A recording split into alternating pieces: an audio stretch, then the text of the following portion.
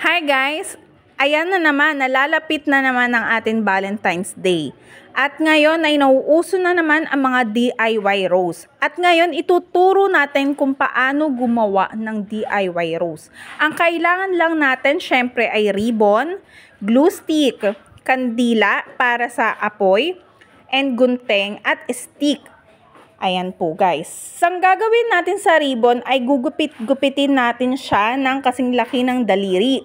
Then, ating ititiklop sa kanan na taas at kanan na baba. Then, kaliwang kaliwa na taas at kaliwa na baba. Then, isasalang natin siya sa apoy para dumikit. Ayan, patutuyuin natin siya. Gagawa tayo doon ng mga 20 pieces na ganon. Ayan. Tiklop sa kanan, sa taas, sa baba, then kaliwa naman, pares na tiklop. Then pagkasalang sa apoy at dumikit na, pagduktong-duktongin mo yung mga nagawa mong ganon, mga 20 piraso, okay na yun. Then, pwede mo na siyang, pagdikit-dikit na, iikot mo na siya sa stick. Ayan, glue stick mo siya syempre para nakadikit siya. Ayan, iikot-ikot mo siya, then, kailangan maayos yung pagkakaikot mo. Ayan na, gawa na ang ating DIY rose.